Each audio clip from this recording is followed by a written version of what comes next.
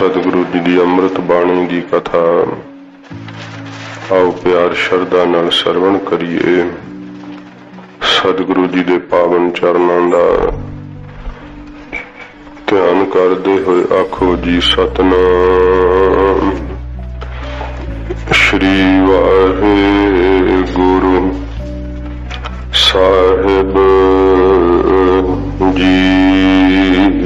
सतनाम श्री वाहिगुरु साहिब जीओ। सलोक महला पहला। साध संगत जी, श्री आसा जी दी वार गुरसिखां दी बख्शी हुई सतगुरां जी दी नितनेम दी बाणी गुरु घर विच हर रोज अमृत वेले इस पवित्र वार दा कीर्तन हुंदा है। महाराज जी ने ये निजम आप सतगुरां बन्निया है। 5 श्लोक पौड़ियां समेत संपूर्ण हुए हन। ये 6वां श्लोक सच्चे पातशाह जी महाराज हुण बख्शिश कर रहे हैं। इन्हां दोहां श्लोकां विच सच्चे पातशाह जी ने जो धर्म की हौमे जीव दे अंदर आ जाती है उहदा स्वरूप सतगुरां ने प्रगट करके विखाया है। परमार्थ दे राह उत्ते साध संगत जी फिरका प्रस्ती बहुत घातक साबित हुंदी है। जिहड़े धर्म दे कर्म कांडां दी हौमे विच फस जांदे है उन्हां नूं वाहिगुरु जी की साखियात नहीं कदे हो सकती। वो मजहब के नाम ते लड़ाइयां करते है, झगड़े कर लेंदे है ते अपने आप नूं वड्डा दसदे है। जदों सतगुरां जी ने ये रास का जिक्र किया ते शेख ब्रह्म फरीद जी कहन लगे कि महाराज साडा मजहब तां फिर चंगा है। महाराज जी कहते बई शेख ब्रह्म वाहिगुरु दे प्यार तो बिना मजहब कर्म कांड बन जाता है। महाराज जी दसो किवें है साडा मजहब फिर। महाराज साहब सच्चे पातशाह जी शेख ब्रह्म दे इस प्रश्न का हजूर उत्तर देंदे हुए फरमाउंदे आ मुसलमाना सिफत शरीयत। सलोक महला पहला। पहले पातशाह धन गुरु नानक देव सच्चे पातशाह जी महाराज हजूर अपने श्री कंठ तो महाराज जी श्लोक उचारण करते हैं। मुसलमाना सिफत शरीयत। महाराज जी कहते हैं कि हे शेख ब्रह्म जिहड़े मुसलमान है ना वो तां शरा दी सिफत विच ही लगे रहिंदे है, शरा दी ही सिफत करते रहिंदे है।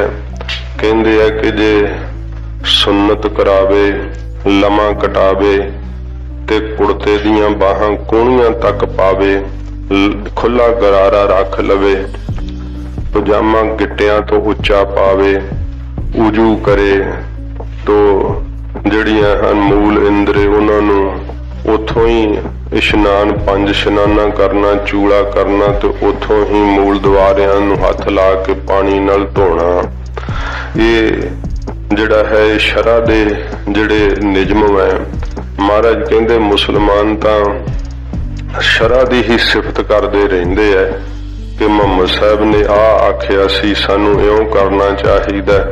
जिन सुन्नत ना कीती होवे तुसी कहंदे हो सब दोजकां नूं जाणगे, इन्हां दा कोई सदगति नहीं होनी। ते तुसी जिन सुन्नत नहीं कीती जिहड़ा कलमा नहीं पढ़दा उन्हूं कहने आ कि तां नरकां नूं जाऊगा, इहदा कोई भला नहीं होना। इस प्रकार उन्हूं काफर ही दसदे हो। महाराज जी कहंदे भाई हो तुसी पढ़ पढ़ के ना। महाराज अगली पंक्ति विच विश्राम तो उपरंत महाराज कहंदे हन पढ़ पढ़ करहे विचार। फिर 4 किताबां ने पढ़ पढ़ के तुसी उन्हां दी विचार करदे रहने आ ते विचार कर करके शरा दी जड़ियां गल्लां ना वो दसदे रहने आ। कदे शरा जड़ी दसदे आ नाल ਤਰੀਕਤ ਵੀ ਦੱਸਿਆ ਕਰੋ ਨਾ, ਮਾਰਫਤ ਵੀ ਦੱਸਿਆ ਕਰੋ, ਹਕੀਕਤ ਵੀ ਦੱਸਿਆ ਕਰੋ। ਇਹ ਵੀ ਨਾਲ ਹੈਗੀਆਂ ਨਾ, ਤੁਹਾਡਾ ਹੀ ਮਤ ਹੈ ਨਾ। ਮਹਾਰਾਜ ਕਹਿੰਦੇ ਭਾਈ ਤਰੀਕਤ ਹੈ ਬੈਰਾਗ ਧਾਰਨ ਕਰਕੇ ਤੇ ਉਪਾਸ਼ਨਾ ਕਰਨੀ ਪਰਮੇਸ਼ਰ ਦੀ। ਇਹ ਕਿਉਂ ਨਹੀਂ ਦੱਸਦੇ ਸ਼ੇਖ ਬ੍ਰਹਮ? ਸ਼ਰ੍ਹਾ ਦੀਆਂ ਹੀ ਗੱਲਾਂ ਦੀਆਂ ਸਿਫਤਾਂ ਕਰਦੇ ਰਹਿੰਦੇ ਆ। ਤੇ ਫਿਰ ਜਿਹੜੀ ਮਾਰਫਤ ਹੈ ਇਹ ਗਿਆਨ ਦੇ ਵਿੱਚ ਅਸਥਿਤ ਹੋਣਾ ਹੈ, ਇਹ ਤੁਹਾਡਾ ਹੀ ਮਤ ਹੈ ਨਾ। ਤੇ ਫਿਰ ਹਕੀਕਤ ਹੈ ਕਿ ਅਨੁਭਵੀ ਗਿਆਨ ਸੰਪੂਰਨ ਹੋ ਜਾਣਾ, ਅਨੁਭਵ ਪਾ ਲੈਣਾ। ਹੁਣ ਸ਼ੇਖ ਬ੍ਰਹਮ ਆਪ ਬੰਦਗੀ ਕਰਦੇ ਐ, ਇਸ ਕਰਕੇ ਆਪਣੇ ਮਤ ਦੀਆਂ ਉਣਤਾਈਆਂ ਨੂੰ ਬੜੀ ਜਲਦੀ ਸਮਝਦੇ ਹੈ। ਮਹਾਰਾਜ ਜੀ ਕਹਿੰਦੇ ਐ ਤੁਸੀਂ ਤਰੀਕਤ ਦੀ ਸਿਫਤ ਨਹੀਂ ਕਰਦੇ, ਮਾਰਫਤ ਦੀ ਸਿਫਤ ਨਹੀਂ ਕਰਦੇ, ਹਕੀਕਤ ਦੀ ਸਿਫਤ ਨਹੀਂ ਕਰਦੇ, ਕੇਵਲ ਕੱਲੀ ਮੁਸਲਮਾਨਾਂ ਸਿਫਤ ਸਰਈਅਤ, ਕੇਵਲ ਸ਼ਰ੍ਹਾ ਦੀ ਹੀ ਸਿਫਤ ਕਰੀ ਜਾਂਦੇ, ਕਰਮ ਕਾਂਡ ਦੀਆਂ ਹੀ ਗੱਲਾਂ ਕਰੀ ਜਾਂਦੇ। ਤੇ ਫਿਰ ਪੁਸਤਕਾਂ ਨੂੰ ਪੜ੍ਹ ਕੇ ਉਹਨਾਂ ਦੀ ਵਿਚਾਰ ਦੱਸਦੇ ਹੋ ਤੇ ਸਭ ਦੇ ਤਾਈਂ ਸੁਨਨਤੀ ਕਰਨਾ ਚਾਹੁੰਦੇ ਹੋ। ਕਿਉਂਕਿ ਜਦੋਂ ਇਸਲਾਮਿਕ ਰਾਜ ਸੀ ਨਾ ਇਸ ਦੇਸ਼ ਦੇ ਅੰਦਰ, ਤੇ ਫੜ ਕੇ ਮੁਸਲਮਾਨ ਬਣਾਇਆ ਜਾਂਦਾ ਸੀ। ਨਰੰਗੇ ਦਾ ਰਾਜ ਵੇਖ ਲਓ। ਗੁਰੂ ਤੇਗ ਬਹਾਦਰ ਸਾਹਿਬ ਜੀ ਮਹਾਰਾਜ ਆਪਣਾ ਸੀਸ ਨਾ ਲਾਉਂਦੇ ਤੇ ਅੱਜ ਹਿੰਦੁਸਤਾਨ ਦੀ ਤਵਾਰੀਖ ਕੁਝ ਹੋਰ ਹੋਣੀ ਸੀ। ਸੱਚੇ ਪਾਤਸ਼ਾਹ ਜੀ ਦੇ ਬਲੀਦਾਨ ਸਦਕਾ ਇੱਥੇ ਲੋਕਾਂ ਨੇ ਆਜ਼ਾਦੀ ਦਾ ਸਾਹ ਲਿਆ, ਨਹੀਂ ਤਾਂ ਨਰੰਗੇ ਦਾ ਇਹੋ ਜਿਹਾ ਜ਼ਾਲਮਾਨਾ ਸ਼ਰ੍ਹਾ ਹੁਕਮ ਸੀ, ਸ਼ਰ੍ਹਾ ਦੀਆਂ ਜੰਜੀਰਾਂ 'ਚ ਉਸਨੇ ਹਿੰਦੁਸਤਾਨ ਨੂੰ ਜਕੜ ਲਿਆ ਸੀਗਾ। ਤੇ ਉਹਦਾ ਸਰਕਾਰੀ ਹੁਕਮ ਸੀਗਾ ਕਿ ਜਿਹੜਾ ਕੋਈ ਮੁਸਲਮਾਨ ਹਿੰਦੂ ਨਹੀਂ ਬਣਦਾ, ਉਹ ਕਿੰਨਾ ਵੀ ਅਮੀਰ ਆ ਉਹਦੀ ਸਾਰੀ ਜਾਇਦਾਦ ਜ਼ਬਤ ਕਰ ਲਓ। ਨੌਕਰੀ ਸਰਕਾਰੀ ਕਰਦਾ ਤੇ ਉਹਨੂੰ ਬਰਖਾਸਤ ਕਰ ਦਿਓ ਜੇ ਇਸਲਾਮ ਨਹੀਂ ਕਬੂਲ ਕਰਦਾ ਤਾਂ। ਤੇ ਜਿਹੜਾ ਹਿੰਦੂ ਖੁਸ਼ੀ ਦੇ ਨਾਲ ਇਸਲਾਮ ਨੂੰ ਕਬੂਲ ਕਰਦਾ, ਸੁਨਨਤ ਕਰਾਉਂਦਾ ਹੈ, ਸ਼ਰ੍ਹਾ ਵਿੱਚ ਆਉਂਦਾ ਹੈ, ਉਹਨੂੰ ਸਰਕਾਰੀ ਨੌਕਰੀ ਦਿਓ, ਉਹਨੂੰ ਜ਼ਮੀਨਾਂ ਦਿਓ, ਜਾਇਦਾਦ ਦਿਓ। ਤੇ ਲਾਲਚ ਵਿੱਚ ਫਸੀ ਹਿੰਦੁਸਤਾਨ ਦੀ ਰਿਆਇਆ ਬਹੁਤ ਸਾਰੇ ਹਿੰਦੂ ਉਦੋਂ ਦੇ ਬਣੇ ਹੋਏ ਮੁਸਲਮਾਨ। ਨਰੰਗੇ ਨੇ ਐਸਾ ਹੁਕਮ ਚਾੜਿਆ ਹੋਇਆ ਸੀਗਾ। ਸਤਿਗੁਰੂ ਗਰੀਬ ਨਵਾਜ ਕਹਿੰਦੇ ਕਿ ਇਹ ਸ਼ਰ੍ਹਾ ਨਾਲ ਮੁਕਤ ਹੋ ਜਾਏਗੀ ਸ਼ੇਖ ਬ੍ਰਹਮ, ਬਾਹਰੀ ਕਰਮ ਕਾਂਡ ਨਾਲ ਜੀਵ ਦੀ ਸਦਗਤੀ ਨਹੀਂ ਹੋ ਸਕਦੀ। ਇਸ ਕਰਕੇ ਮਹਾਰਾਜ ਕਹਿੰਦੇ ਭਾਈ ਪੜ੍ਹ ਕਰ ਇਹ ਵਿਚਾਰ। ਤੁਸੀਂ ਪੜ੍ਹ ਕੇ ਇਹੀ ਵਿਚਾਰਾਂ ਵਿੱਚ ਲੱਗੇ ਰਹਿੰਦੇ ਆ ਕਿ ਮੁਹੰਮਦ ਸਾਹਿਬ ਨੇ ਆਹ ਆਖਿਆ ਸੀ, ਮੁਹੰਮਦ ਸਾਹਿਬ ਨੇ ਆਹ ਰਾਹ ਦੱਸਿਆ ਸੀਗਾ। ਤੇ ਉਹ ਕਰਮ ਕਾਂਡਾਂ ਵਿੱਚ ਕਿ ਸ਼ੁੱਕਰਵਾਰ ਨੂੰ ਸਿਰ ਨਹਾਉਣਾ ਚਾਹੀਦਾ ਹੈ, ਫਲਾਨੇ ਦਿਨ ਆਹ ਕਰਨਾ ਚਾਹੀਦਾ, ਸ਼ਰ੍ਹਾ ਨੇ ਇਉਂ ਦੱਸਿਆ ਹੈ। ਮਹਾਰਾਜ ਕਹਿੰਦੇ ਉਹ ਸ਼ਰ੍ਹਾ ਦੀ ਹੀ ਸਿਫਤ ਕਰਦੇ ਰਹਿੰਦੇ ਹੋ।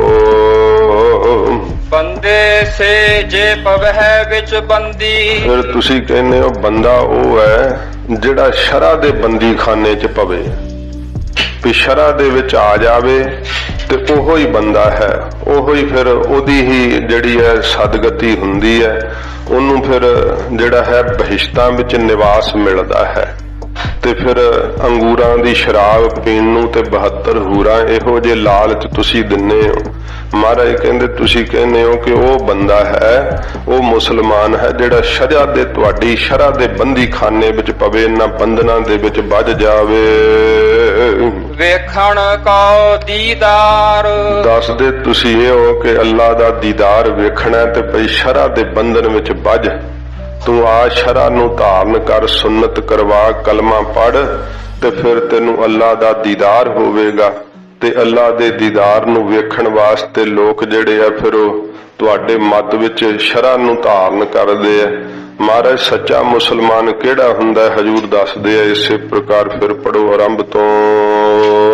ਬੰਦੇ ਸੇ ਜੇ ਪਵਹਿ ਵਿੱਚ ਬੰਦੀ। ਮੁਸਲਮਾਨਾਂ ਸਿਫਤ, ਮੁਸਲਮਾਨਾ ਸਿਫਤ ਸ਼ਰੀਅਤ। ਮੁਸਲਮਾਨ ਉਹ ਹੁੰਦਾ ਮਹਾਰਾਜ ਨੇ ਜਿਵੇਂ ਕਿਹਾ ਮੁਸਲਮਾਨ ਮੋਮ ਦਿਲ ਹੋਵੇ, ਜਿਹਦਾ ਦਿਲ ਨਰਮ ਹੋਵੇ, ਜਿਹਨੇ ਅੰਦਰੋਂ ਮਾਣ ਨੂੰ ਮੁਸਲਿਆ ਹੋਵੇ ਨਾ, ਭਾਵ ਆਪਣੇ ਹੰਕਾਰ ਨੂੰ ਅੰਦਰੋਂ ਖਾ ਲਿਆ ਹੋਵੇ।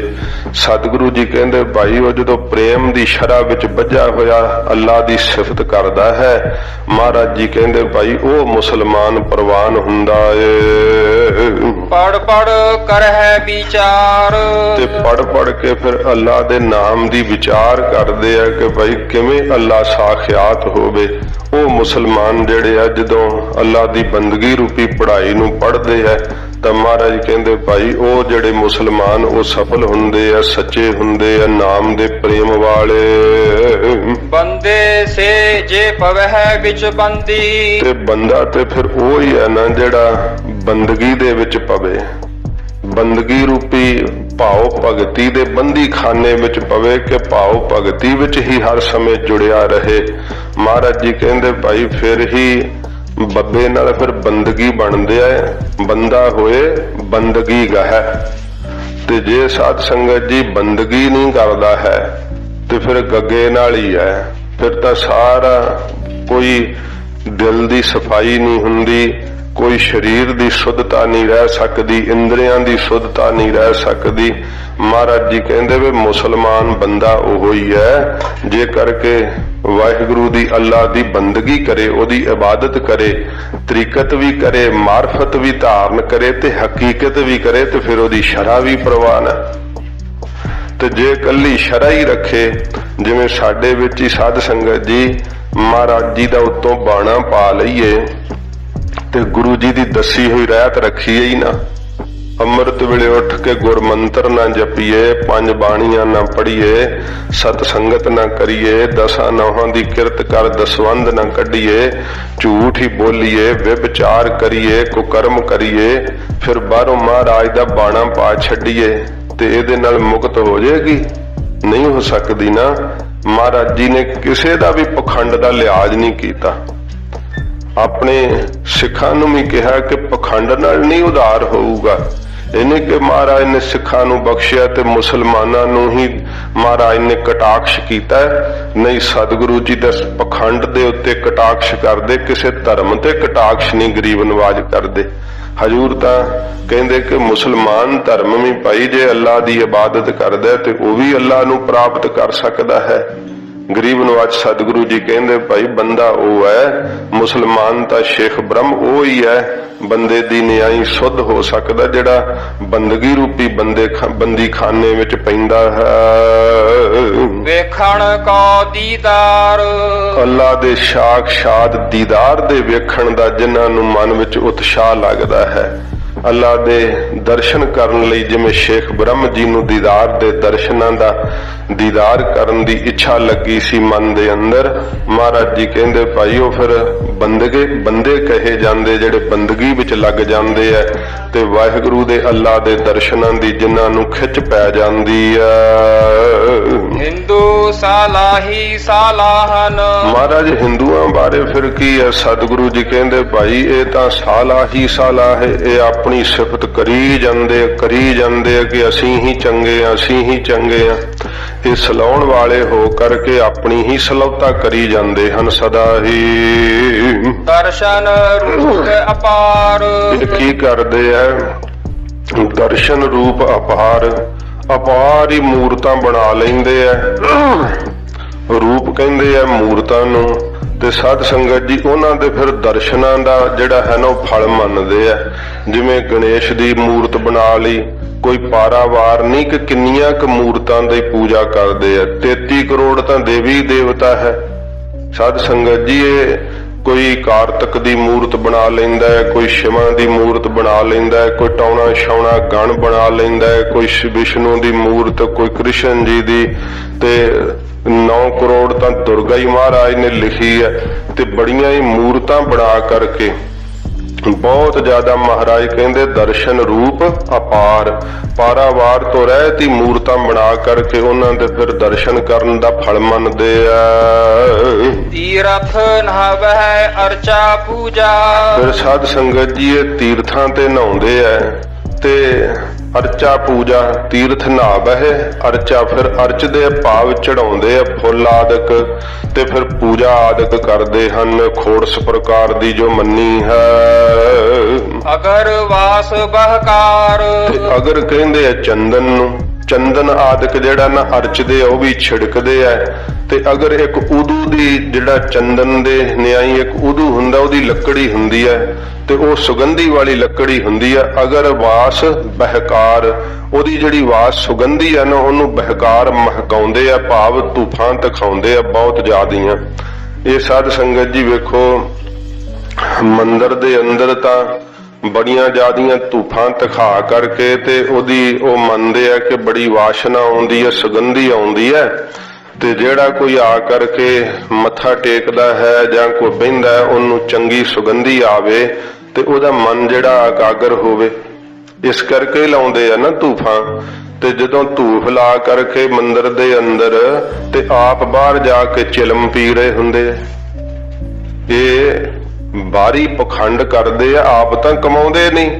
ਆ ਕੁਰੂਕਸ਼ੇਤਰ ਇੱਕ ਵਾਰੀ ਅਸੀਂ ਗਏ ਤੇ ਉਹ ਮੰਦਿਰ ਦੇ ਅੰਦਰ ਬੜੀ ਧੂਫ ਤਖੇ ਤੇ ਜਿਹੜਾ ਪੁਜਾਰੀ ਸੀ ਬਾਹਰ ਬੀੜੀ ਪੀ ਰਿਹਾ ਸੀਗਾ, ਬਾਹਰ ਉਹ ਦੁਰਗੰਧੀ ਫੈਲਾ ਰਿਹਾ ਹੈ, ਮੰਦਿਰ ਦੇ ਬਾਹਰ ਹੀ ਬੈਠਾ ਤੇ ਮੰਦਿਰ ਦੇ ਅੰਦਰ ਧੂਫਾਂ ਤਖਾਈਆਂ ਜਾ ਰਹੀਆਂ ਨੇ। ਜਿਹੜਾ ਧਰਮ ਦਾ ਰਾਹ ਦੱਸਣ ਵਾਲਾ ਉਹ ਆਪ ਹੀ ਚਿਲਮਾਂ ਪੀ ਰਹੇ ਆ। ਵੇਖ ਲਓ ਕਿਤੇ ਹੁਣ ਤੀਰਥ ਸਥਾਨਾਂ ਤੇ ਜਾ ਕੇ ਵੇਖਿਓ, ਉਹਨਾਂ ਨਾਲੇ ਭਗਵਾ ਭੇਖ ਪਾਇਆ ਹੁੰਦਾ ਨਾਲੇ ਬੀੜੀਆਂ ਦੇ ਬੰਡਲ ਲਗਾਏ ਹੁੰਦੇ ਆਪਣੇ ਕੋਲ। ਇਹ ਕੀ ਇਹ ਧਰਮ ਦਾ ਰਸਤਾ ਹੈ?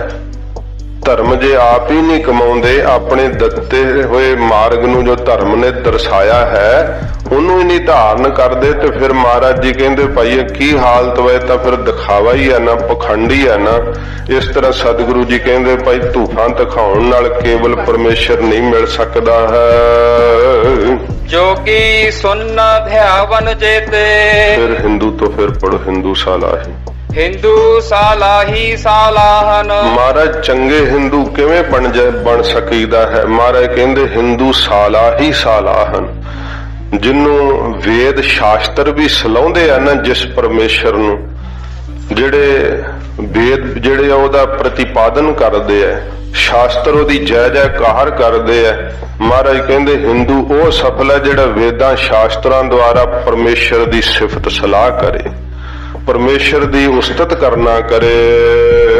ਦਰਸ਼ਨ ਰੂਪ ਅਪਾਰ, ਜਿਹਦੇ ਦਰਸ਼ਨੀ ਇਹੋ ਜਿਹੇ ਜਿਹਦਾ ਰੂਪ ਪਾਰਾਵਾਰ ਤੋਂ ਰਹਿਤ ਹੈ, ਜਿਹਦਾ ਕੋਈ ਰੂਪ ਕਥਨ ਨਹੀਂ ਕੀਤਾ ਜਾ ਸਕਦਾ, ਉਸ ਪਰਮੇਸ਼ਰ ਦੀ ਸਿਫਤ ਸਲਾਹ ਮਹਾਰਾਜ ਕਹਿੰਦੇ ਭਾਈ ਕਰਨੀ ਚਾਹੀਦੀ ਹੈ ਤਾਂ ਹਿੰਦੂ ਹੋ ਸਕਦਾ ਹੈ। ਨਹੀਂ ਤਾਂ ਇਹ ਹਿੰਦੂ ਨਾਮ ਸਾਧ ਸੰਗਤ ਜੀ ਇਹ ਚੋਰ ਦਾ ਰੱਖ ਦਿੱਤਾ ਸੀ। ਇਹ ਮੁਹੰਮਦ ਸਾਹਿਬ ਦੇ ਵਕਤ ਤੋਂ ਇਹ ਨਾਮ ਕਹਿੰਦੇ ਪਿਆ ਹੋਇਆ ਤੇ ਫਿਰ ਇਹਨਾਂ ਆਪਣੇ ਆਪ ਨੂੰ ਆਰੀਆ ਸਮਾਜੀ ਖਾਉਣਾ ਸ਼ੁਰੂ ਕਰ ਦਿੱਤਾ ਸੀ ਕਿ ਭਾਰਤ ਵਰਸ਼ੀਆਂ ਸੀ। ਇਸ ਪ੍ਰਕਾਰ ਇਹ ਨਾਮ ਜਿਹੜਾ ਹੈ ਇਹਦਾ ਅਰਬੀ ਚ ਅਰਥ ਵੀ ਹਿੰਦੂ ਦਾ ਚੋਰ ਹੀ ਬਣਦਾ ਹੈ। ਤੀਰਥ ਨਹਾਵਹਿ ਅਰਚਾ ਪੂਜਾ, ਮਹਾਰਾਜ ਜੀ ਕਹਿੰਦੇ ਭਾਈ ਹਿੰਦੂ ਤਾਂ ਸਫਲ ਹੈ ਫਿਰ ਗੁਰੂ ਰੂਪੀ ਤੀਰਥ ਤੇ ਨਹਾਵੇ। ਇਹ ਨਹੀਂ ਕਿ ਬੱਲਮ ਬਾਹਰੋਂ ਤੀਰਥਾਂ ਤੇ ਨਹਾ ਕੇ ਜਦੋਂ ਕਿਤੇ ਗ੍ਰਹਿਣ ਲੱਗਾ ਉੱਥੇ ਸਾਧ ਸੰਗਤ ਜੀ ਪੰਡਤਾਂ ਨੂੰ ਜਾ ਕਰਕੇ ਨਾ, ਉਹ ਪੰਡਤ ਵੀ ਅੱਗੇ ਅੱਖਾਂ ਮੀਟੀਆਂ ਹੁੰਦੀਆਂ ਝੂਠੀ ਮੁੱਠੀ ਤੇ ਵੇਖ ਰਹੇ ਹੁੰਦੇ ਵੀ ਕਿਹੜੀ ਮੱਛੀ ਕਾਬੂ ਆ ਰਹੀ ਹੈ। ਜੇ ਕੋਈ ਨਹਾਉਂਦਾ ਫੜਿਆ ਜਾਵੇ ਕਿ ਤੂੰ ਮੰਤਰ ਨਹੀਂ ਪੜਾਉਣੇ, ਤੂੰ ਆਪਣੀ ਸਦਗਤੀ ਨਹੀਂ ਕਰਾਉਣੀ, ਧੱਕੇ ਨਾਲ ਹੀ ਉਹਨੂੰ ਕਹਿੰਦੇ ਤੇਰੇ ਤੇ ਆ ਭਾਰੂ ਹੈ, ਉਹ ਵਿਚਾਰਾ ਡਰ ਜਾਂਦਾ ਹੈ ਤੇ ਫਿਰ ਉਹਨਾਂ ਨੂੰ ਉਹ ਦਾਨ ਪੁੰਨ ਕਰਦਾ ਹੈ। ਤੀਰਥਾਂ ਤੇ ਨਹਾਉਂਦੇ ਆ ਤੇ ਕਰਦੇ ਪਖੰਡ ਵੈ। ਮਹਾਰਾਜ ਜੀ ਕਹਿੰਦੇ ਭਾਈ ਜਿਹੜਾ ਗੁਰੂ ਰੂਪੀ ਤੀਰਥ ਹੈ ਨਾ ਉਹਦੇ ਤੇ ਨਹਾਉਣਾ ਚਾਹੀਦਾ ਹੈ। ਗੁਰੂ ਦੀ ਸਿੱਖਿਆ ਨਾਲ ਹੀ ਪਾਰ ਉਤਾਰਾ ਹੁੰਦਾ ਹੈ। ਤੇ ਤੀਰਥ ਨਹਾਵੈ ਅਰਚਾ ਪੂਜਾ, ਅਰਚਨਾ ਕੀ ਹੈ, ਅਰਪਣਾ ਕੀ ਹੈ, ਆਪਣਾ ਤਨ ਮਨ ਧਨ ਅਰਪਣ ਕਰ ਦੇਵੇ। ਤੇ ਫਿਰ ਪੂਜਾ ਕੀ ਕਰਨੀ ਹੈ? ਪੂਜਾ ਕੀਚੈ ਨਾਮ ਤੇ ਆਈ ਹੈ, ਬਿਨ ਨਾਵੈ ਪੂਜ ਨਾ ਹੋਏ। ਇਹੋ ਜੀ ਪੂਜਾ ਜਿਹੜੀ ਉਹ ਕਰਨੀ ਚਾਹੀਦੀ ਹੈ। ਇਹੋ ਜਿਹਾ ਤੀਰਥ ਤੇ ਗੁਰੂ ਰੂਪੀ ਤੀਰਥ ਤੇ ਨਹਾਉਣਾ ਚਾਹੀਦਾ ਤੇ ਮਨ ਤੇ ਧਨ ਜਿਹੜਾ ਹੈ ਉਹ ਅਰਪਣ ਕਰ ਦੇਣਾ ਚਾਹੀਦਾ ਤਨ ਸਮੇਤ। ਅਗਰ ਵਾਸ ਬਹਿਕਾਰ, ਫਿਰ ਸਾਧ ਸੰਗਤ ਜੀ ਮਹਾਰਾਜ ਜੀ ਕਹਿੰਦੇ ਆ ਕਿ ਜਿਹੜੀ ਚੰਦਨ ਦੀ ਜਿਵੇਂ ਵਾਸ਼ਨਾ ਸੁਗੰਧੀ ਨੂੰ ਮਹਿਕਾਉਂਦੇ ਆ, ਧੂਫ ਦਿਖਾਉਂਦੇ ਆ, ਉਹ ਹਿੰਦੂ ਉਹ ਸਫਲ ਹੈ ਜਿਹੜਾ ਭਗਤੀ ਰੂਪੀ ਸੰਗੰਧੀ ਨੂੰ ਮਹਿਕਾਉਂਦਾ ਹੈ। ਜਿਹੜੀ ਭਗਤੀ ਦੀ ਵਾਸ਼ਨਾ ਜਿਹਦੇ ਕੋਲ ਆਉਣ ਲੱਗ ਪੈਂਦੀ ਹੈ ਨਾ ਸੁਗੰਧੀ, ਉਹ ਮਹਾਰਾਜ ਕਹਿੰਦੇ ਭਾਈ ਹਿੰਦੂ ਆਪਣੇ ਧਰਮ ਵਿੱਚ ਸਫਲ ਹੋ ਜਾਂਦਾ ਏ। ਜੋਗੀ ਸੁਨ ਧਿਆਵਨ ਜੇਤੇ। ਮਹਾਰਾਜ ਜੋਗੀਆਂ ਬਾਰੇ ਦੱਸੋ, ਫਿਰ ਇਹਨਾਂ ਦਾ ਕੀ ਹੈ? ਮਹਾਰਾਜ ਜੀ ਹੁਣ ਜੋਗੀਆਂ ਬਾਰੇ ਹਜੂਰ ਦੱਸਦੇ ਆ। ਜੋਗੀ ਸੁਨ ਧਿਆਵਨ ਜੇਤੇ। ਜਿੱਤੇ ਜਿੰਨੇ ਵੀ ਜੋਗੀ ਆ ਨਾ, ਮਹਾਰਾਜ ਕਹਿੰਦੇ ਭਾਈ ਇਹ ਸੁੰਨ ਅਵਸਥਾ ਵਿੱਚ ਅਫੁਰ ਸਮਾਧੀ ਦੇ ਅੰਦਰ ਧਿਆਨ ਲਾਉਂਦੇ ਹਨ ਤੇ ਧਿਆਉਂਦੇ ਹਨ ਪਰਮੇਸ਼ਰ ਦੇ ਤਾਈਂ। ਅਲਖ ਨਾਮ ਕਰਤਾਰ। ਇਹਨਾਂ ਨੇ ਕਰਤਾਰ ਨੂੰ ਅਲਖ ਕਰਕੇ ਜਿਹੜਾ ਨਾ ਉਹ ਨਾਮ ਲੈਂਦੇ ਆ। ਜਦੋਂ ਜੋਗੀ ਆਉਂਦੇ ਆ ਨਾ, ਅਲਖ ਕਹਿੰਦੇ ਆ ਘਰ ਦੇ ਮੂਹਰੇ ਖਲੋ ਕੇ, ਤੇ ਉਹ ਜਿਨ੍ਹਾਂ ਗ੍ਰਸਤੀਆਂ ਨੂੰ ਮਾੜਾ ਕਹਿੰਦੇ ਆ ਉਹਨਾਂ ਨੂੰ ਕਹਿੰਦੇ ਤੁਹਾਡੀ ਮੁਕਤ ਨਹੀਂ ਹੋਣੀ, ਤੁਸੀਂ ਗਲੀਚ ਹੋ, ਅਪਵਿੱਤਰ ਹੋ। ਤੇ ਮਹਾਰਾਜ ਜੀ ਕਹਿੰਦੇ ਫਿਰ ਉਹਨਾਂ ਦੇ ਘਰ ਮੰਗਣ ਕਿਉਂ ਜਾਂਦੇ ਹੋ? ਜਿਨ੍ਹਾਂ ਨੂੰ ਮਾੜੇ ਕਹਿੰਦੇ ਹੋ, ਗਲੀਚ ਕਹਿੰਦੇ ਹੋ, ਮੰਗਦੇ ਫਿਰ ਉਹਨਾਂ ਦੇ ਘਰੇ ਜਾ ਕੇ ਆ। ਉਹਨਾਂ ਦੀ ਮੁਕਤ ਨਹੀਂ ਹੋਣੀ ਤੇ ਉਹਨਾਂ ਕੋਲ ਲੈ ਕੇ ਤੁਹਾਡੀ ਹੋ ਜੂ, ਉਹਨਾਂ ਦਾ ਲੈ ਕੇ ਖਾਣੇ ਆ। ਉਹ ਸਤਿਗੁਰੂ ਜੀ ਕਹਿੰਦੇ ਭਾਈ ਉਹ ਕਰਤਾਰ ਦਾ ਪਰਮੇਸ਼ਰ ਦਾ ਨਾਮ ਅਲਖ ਕਹਿ ਕੇ ਜਪਦੇ ਆ। ਸੂਖਮ ਮੂਰਤ ਨਾਮ ਨਿਰੰਜਨ। ਫਿਰ ਸਾਧ ਸੰਗਤ ਜੀ ਉਹਨਾਂ ਨੇ ਨਾ ਪਰਮੇਸ਼ਰ ਦੀ ਜਿਹੜੀ ਵਿਸ਼ਨੂੰ ਦੀ ਮੂਰਤ ਹੁੰਦੀ ਉਹਨੂੰ ਸੂਖਸ਼ਮ ਅੰਗੂਠੇ ਦੇ ਆਕਾਰ ਜਿੰਨਾ ਉਹ ਮੰਨਦੇ ਆ। ਜਦੋਂ ਦਸਮ ਦਵਾਰ ਦੇ ਅੰਦਰ ਸੁਰਤ ਜੋੜਦੇ ਆ ਸੂਖਮ ਮੂਰਤ, ਫਿਰ ਪੜੋ ਸੂਖਮ ਮੂਰਤ ਨਾਮ ਨਿਰੰਜਨ। ਤੇ ਉਹਦਾ ਨਾਮ ਇਹਨਾਂ ਨਿਰੰਜਨ ਰੱਖਿਆ ਹੈ। ਨਿਰੰਜਨ ਦਾ ਅਰਥ ਹੁੰਦਾ ਸੁੱਧ ਸਰੂਪ। ਇਹ ਜਦੋਂ ਬੋਲਦੇ ਆ ਇਕੱਠਾ, ਫਿਰ ਇਕੱਠਾ ਬੋਲਦੇ ਆ ਅਲਖ ਨਿਰੰਜਨ, ਏਦਾਂ ਬੋਲਦੇ ਆ। ਇਹ ਇਹਨਾਂ ਨੇ ਨਾਮ ਰੱਖਿਆ, ਇੱਕ ਅਲਖ ਰੱਖਿਆ, ਇੱਕ ਨਿਰੰਜਨ ਨਾਮ ਰੱਖਿਆ। ਉਹਦੀ ਸੂਖਸ਼ਮ ਜਿਹੜੀ ਆ ਮੂਰਤ ਮੰਨਦੇ ਆ, ਅੰਗੂਠੇ ਦੇ ਆਕਾਰ ਜਿੰਨਾ ਉਹਦੇ ਵਿੱਚ ਸੁਰਤ ਟਿਕਾਉਂਦੇ ਆ। ਸੂਖਮ ਮੂਰਤ ਨਾਮ ਨਿਰੰਜਨ। ਸੂਖਸ਼ਮ ਮੂਰਤ ਹੈ ਜਿਹਦੇ ਅੰਗੂਠੇ ਦੇ ਆਕਾਰ ਜਿੰਨਾ ਮੰਨਦੇ ਆ, ਤੇ ਨਿਰੰਜਨ ਨਾਮ ਇਹਨਾਂ ਰੱਖਿਆ ਪਰਮੇਸ਼ਰ ਦਾ। ਕਾਇਆ ਕਾ ਆਕਾਰ। ਤੇ ਸਾਧ ਸੰਗਤ ਜੀ ਇਹ ਕਾਇਆ ਦੇ ਆਕਾਰ ਜਿੰਨਾ ਪਰਮੇਸ਼ਰ ਨੂੰ ਸਮਝਦੇ ਆ।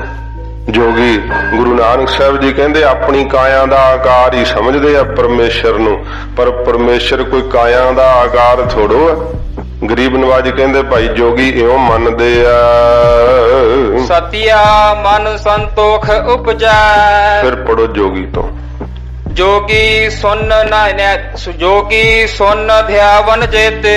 ਸੱਚੇ ਪਾਤਸ਼ਾਹ ਜੀ ਸੱਚੇ ਜੋਗੀ ਕਿਹੜੇ ਹੁੰਦੇ ਆਪ ਕਿਰਪਾ ਕਰਕੇ ਦੱਸੋ। ਮਹਾਰਾਜ ਜੀ ਕਹਿੰਦੇ ਭਾਈ ਜਿਹੜਾ ਸੁਨ ਅਫੁਰ ਸਮਾਧੀ ਵਿੱਚ ਨਾ ਪਰਮੇਸ਼ਰ ਆਪ ਸਾਖਿਆਤ ਹੁੰਦਾ ਹੈ, ਉਹ ਜੋਗੀ ਜਿੰਨੇ ਵੀ ਮਹਾਰਾਜ ਕਹਿੰਦੇ ਜੋਗੀ ਹਨ ਨਾ, ਉਹ ਸਫਲੇ ਹੈ ਜਿਹੜੇ ਅਫੁਰ ਸਮਾਧੀ ਵਿੱਚ ਦਸਮ ਦਵਾਰ ਦੇ ਵਿੱਚ ਚੜ ਕਰਕੇ ਚਮੁਖੀਏ ਦੀਵੇ ਦੀ ਲਾਟ ਵਰਗੀ ਪਰਮੇਸ਼ਰ ਦੀ ਜੋਤ ਦਾ ਦਰਸ਼ਨ ਕਰਦੇ ਆ ਤੇ ਅਫੁਰ ਸਮਾਧੀ ਵਿੱਚ ਜੁੜੇ ਰਹਿੰਦੇ ਆ। ਅਲਖ ਨਾਮ ਕਰਤਾਰ।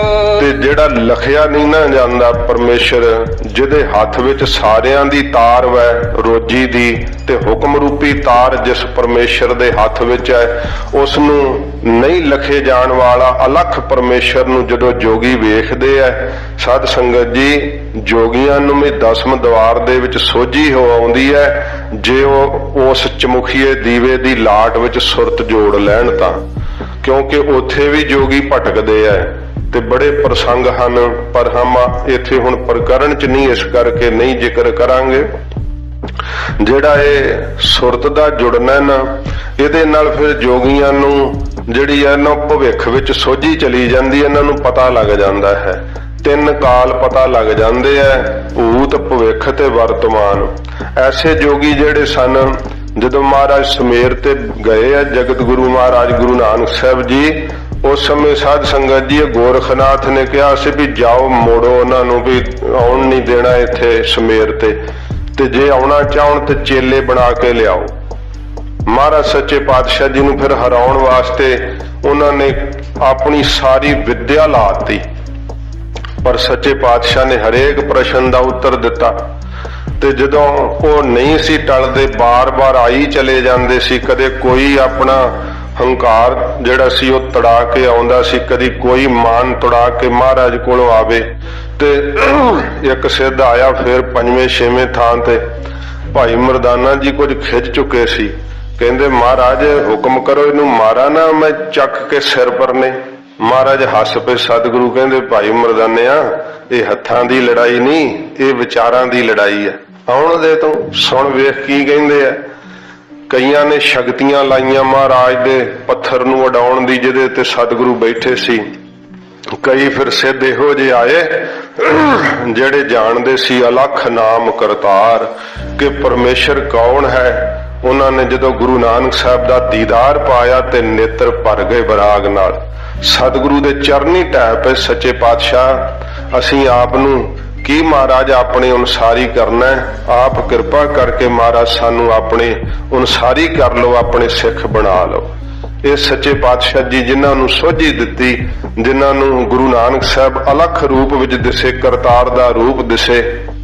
ਫਿਰ ਸਤਿਗੁਰੂ ਜੀ ਦਾ ਸੁਮੇਰ ਪਰਬਤ ਤੇ ਜਾਣਾ, ਮਹਾਰਾਜ ਜੀ ਦਾ ਉੱਥੇ ਰਹਿਣਾ, ਫਿਰ ਸਿੱਧਾਂ ਨਾਲ ਚਰਚਾ। ਜਪਜੀ ਸਾਹਿਬ ਦੀਆਂ ਬਹੁਤ ਸਾਰੀਆਂ ਪੌੜੀਆਂ ਮਹਾਰਾਜ ਸੁਮੇਰ ਪਰਬਤ ਤੇ ਉਚਾਰੀਆਂ ਸਿੱਧਾਂ ਦੇ ਸਨਮੁਖ, ਸਿੱਧਾਂ ਦੇ ਪ੍ਰਸ਼ਨਾਂ ਦੇ ਉੱਤਰ ਦਿੰਦਿਆਂ ਹੋਇਆਂ। ਜਦੋਂ ਮਹਾਰਾਜ ਇੱਥੋਂ ਤੁਰਨ ਲੱਗੇ ਸੀ, ਫਿਰ ਸਾਧ ਸੰਗਤ ਜੀ ਕਈ ਸਿੱਧ ਜਿਨ੍ਹਾਂ ਨੂੰ ਮਨ ਦੇ ਅੰਦਰ ਵਿਰਾਗ ਹੋ ਗਿਆ ਸੀ, ਉਹ ਸਤਿਗੁਰੂ ਜੀ ਨੂੰ ਕਹਿੰਦੇ ਮਹਾਰਾਜ ਆਪ ਤਾਂ ਪਰਮੇਸ਼ਰ ਸਰੂਪ ਹੋ, ਇੱਥੇ ਹੀ ਰਹੋ ਮਹਾਰਾਜ, ਕੀ ਕਰਨਾ ਜਾ ਕੇ ਹੁਣ ਹੋਰ ਕਿਤੇ, ਅਸੀਂ ਤੁਹਾਡੀ ਸੇਵਾ 'ਚ ਸਾਰੇ ਹਾਜ਼ਰ ਆ। ਮਹਾਰਾਜ ਕਹਿੰਦੇ ਨਹੀਂ ਵੀ ਸਿੱਧੋ, ਸਾਡੀ ਤਾਂ ਕਰਤਾਰ ਨੇ ਬੜੀ ਤਗੜੀ ਸੇਵਾ ਲਾਈ ਹੋਈ ਹੈ, ਅਜੇ ਸ੍ਰਿਸ਼ਟੀ ਹੋਰ ਬੜੀ ਬਲਦੀ ਪਈ ਹੈ, ਅਸਾਂ ਤਾਂ ਸ੍ਰਿਸ਼ਟੀ ਦੇ ਉੱਤੇ ਨਾਮ ਦਾ ਛੱਟਾ ਦੇਣਾ ਹੈ। ਇਹ ਸੱਚੇ ਪਾਤਸ਼ਾਹ ਜੀ ਕਹਿੰਦੇ ਉਹ ਜੋਗੀ ਸਫਲਾ, ਸਿੱਧੋ ਸਫਲਾ ਹੈ ਜਿਹੜਾ ਨਾ ਲਖੇ ਜਾਣ ਵਾਲੇ ਪਰਮੇਸ਼ਰ ਨੂੰ ਹਿਰਦੇ ਦੇ ਅੰਦਰ ਪ੍ਰੇਮ ਕਰਦਾ ਹੋਇਆ ਉਹਦੇ ਵਿੱਚ ਧਿਆਨ ਲਾਉਂਦਾ ਤੇ ਅਫੁਰ ਸਮਾਧੀ ਵਿੱਚ ਜੁੜਦਾ ਹੈ। ਸੂਖਮ ਮੂਰਤ ਨਾਮ ਨਿਰੰਜਨ। ਸਤਿਗੁਰੂ ਜੀ ਕਹਿੰਦੇ ਜਿਸ ਦਾ ਨਾਮ ਨਿਰੰਜਨ ਹੈ ਨਾ, ਉਹ ਸੁੱਧ ਹੈ ਪਰਮੇਸ਼ਰ, ਤੇ ਉਹ ਤਾਂ ਸੂਖਮ ਰੂਪ ਹੈ। ਹਰ ਜੀ ਸੂਖਮ ਅਗਮ ਹੈ, ਕਹੋ ਕਿਤ ਬਿਦ ਪਾਇਆ ਜਾਏ।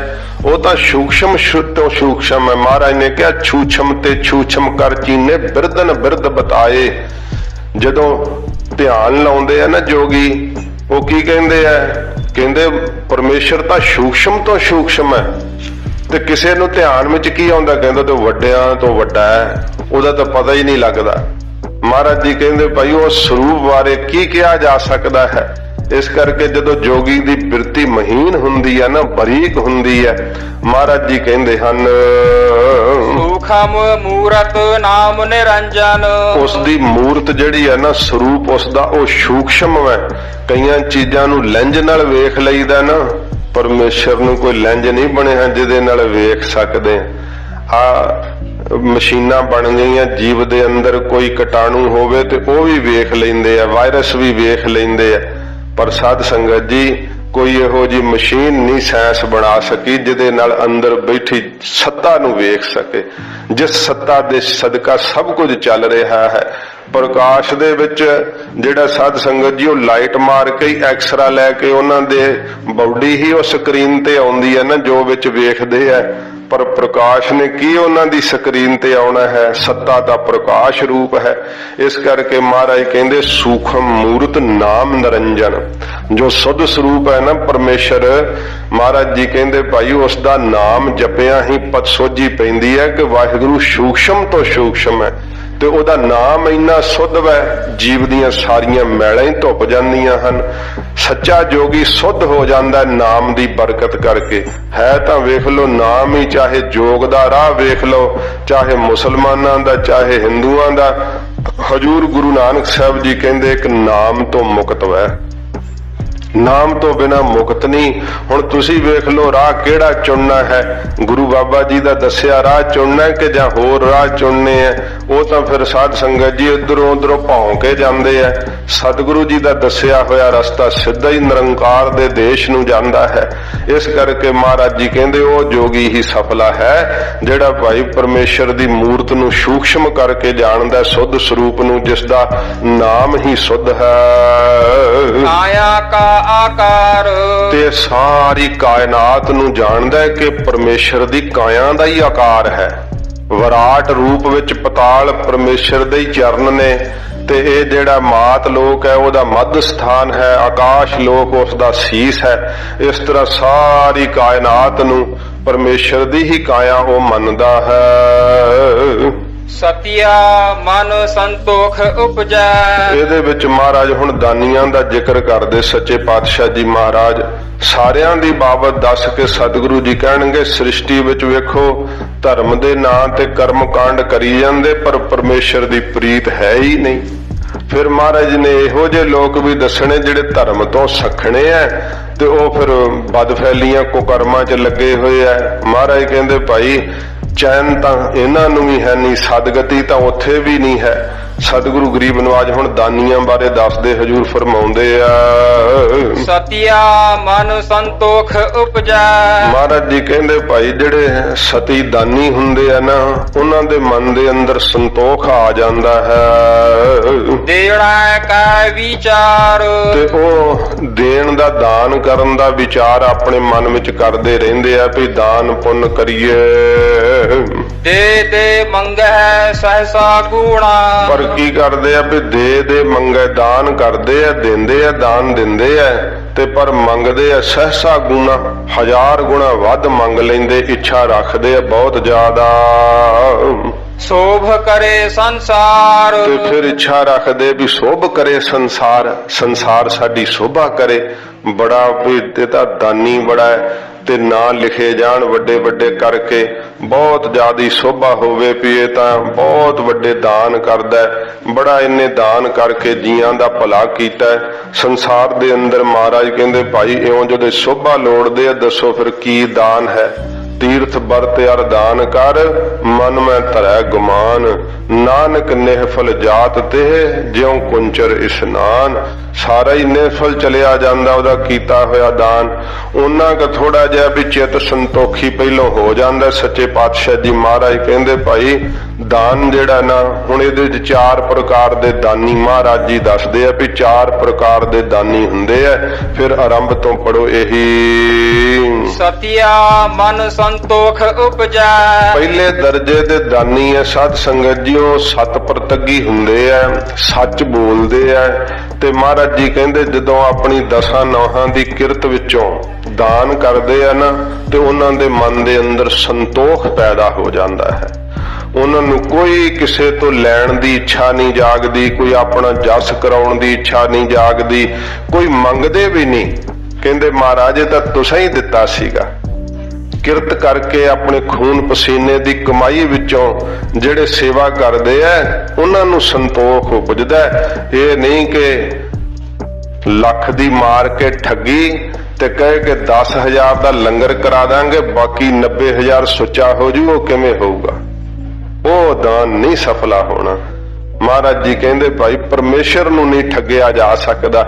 ਜਿਹੜੇ ਪਹਿਲੇ ਦਰਜੇ ਦੇ ਦਾਨੀ ਆ ਮਹਾਰਾਜ ਜੀ ਕਹਿੰਦੇ ਭਾਈ ਸਤੀਆਂ ਮਨ ਸੰਤੋਖ ਉਪਜੈ।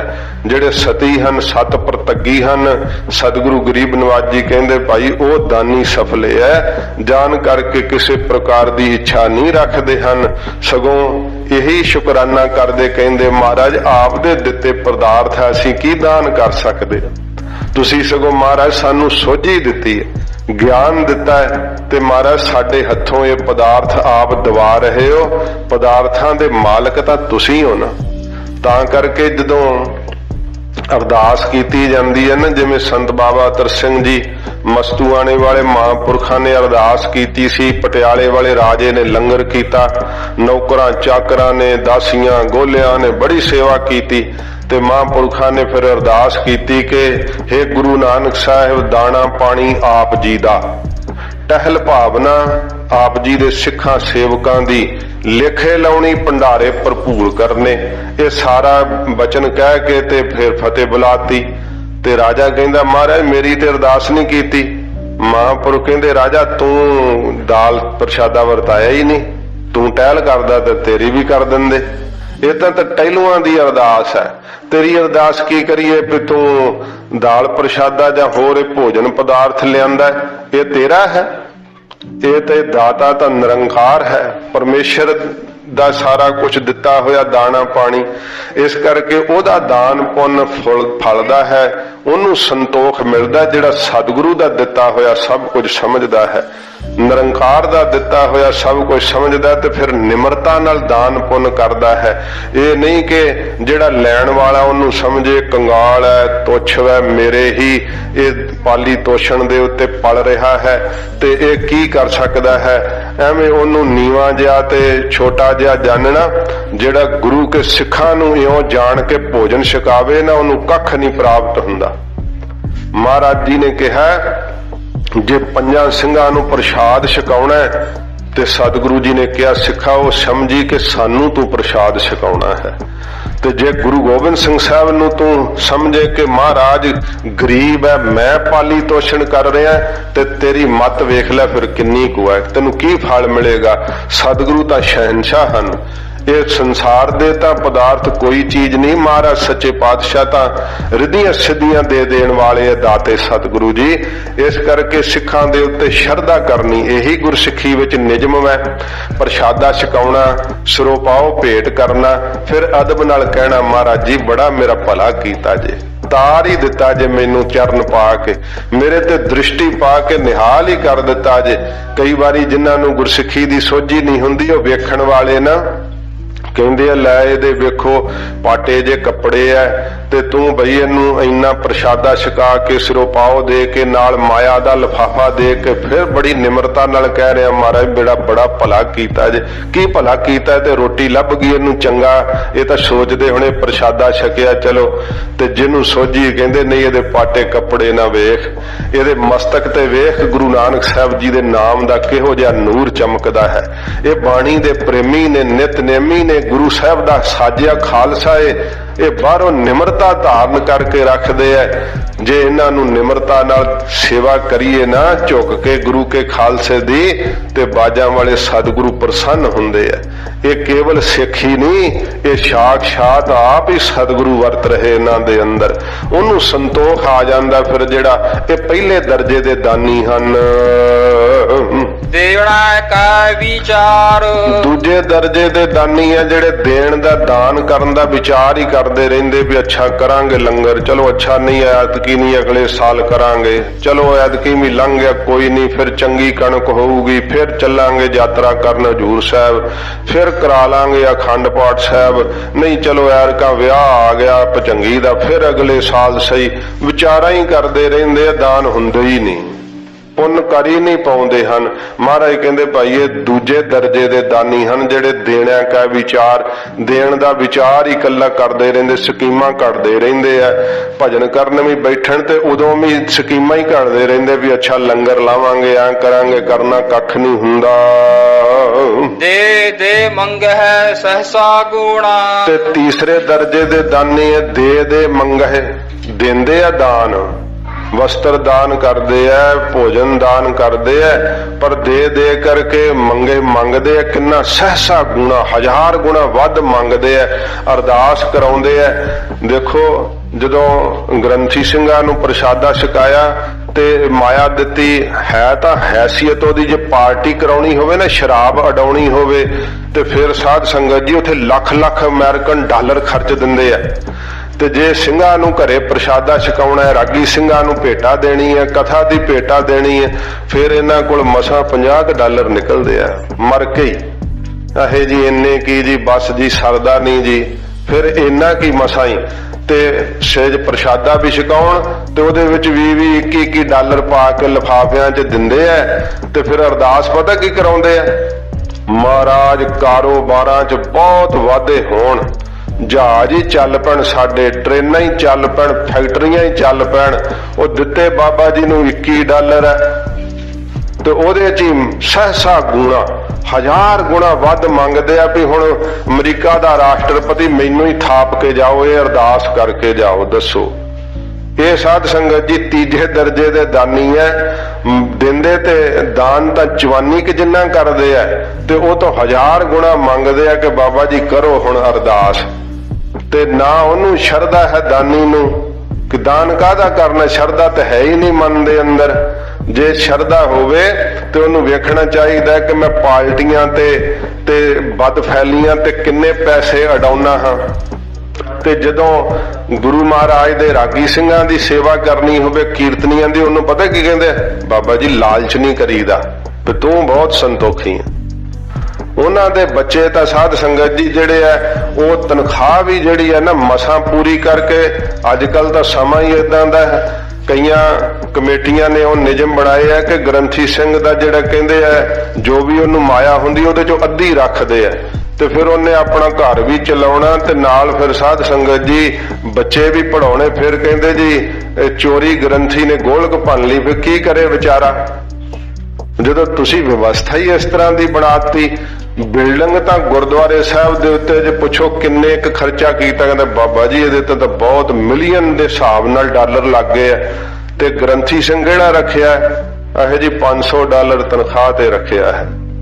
ਫਿਰ ਉਹਨੂੰ ਉਹੋ ਜਿਹੇ ਗ੍ਰੰਥੀ ਹੋਣਾ ਜਿਹਨੇ ਸੰਥਿਆ ਵੀ ਨਹੀਂ ਕੀਤੀ, ਜਿਹਨੂੰ ਆਪ ਨਹੀਂ ਬਾਣੀ ਪੜ੍ਹਨੀ ਆਉਂਦੀ, ਉਹਨੇ ਤੁਹਾਡੇ ਬੱਚਿਆਂ ਨੂੰ ਕੀ ਸਿਖਾਉਣੀ ਹੈ? ਗ੍ਰੰਥੀ ਲੋੜਦੇ ਆ ਕਿ 500 ਵਾਲਾ ਮਿਲੇ, ਤੇ ਫਿਰ ਸਾਧ ਸੰਗਤ ਜੀ ਹੁਣ ਕੀ ਸਿਖਾਉਣਾ ਹੈ? ਫਿਰ ਕਿਉਂਕਿ ਉਹਦੇ ਲਈ ਨਾ ਤਾਂ ਇਹੋ ਜੀ ਵਿਵਸਥਾ ਸਮਾਜ ਦੀ ਰਹੀ ਹੈ, ਤੇ ਅੱਗੇ ਉਹੋ ਜਿਹੇ ਫਿਰ ਗ੍ਰੰਥੀ ਵੀ ਬਣ ਗਏ ਜਿਨ੍ਹਾਂ ਨੂੰ ਕੋਈ ਗੁਰਮਤਿ ਦੀ ਸੋਝੀ ਹੈ ਨਹੀਂ। ਦੋਹਾਂ ਪਾਸਿਆਂ ਤੋਂ ਕੰਮ ਭ੍ਰਸ਼ਟ ਹੋ ਗਿਆ ਹੈ।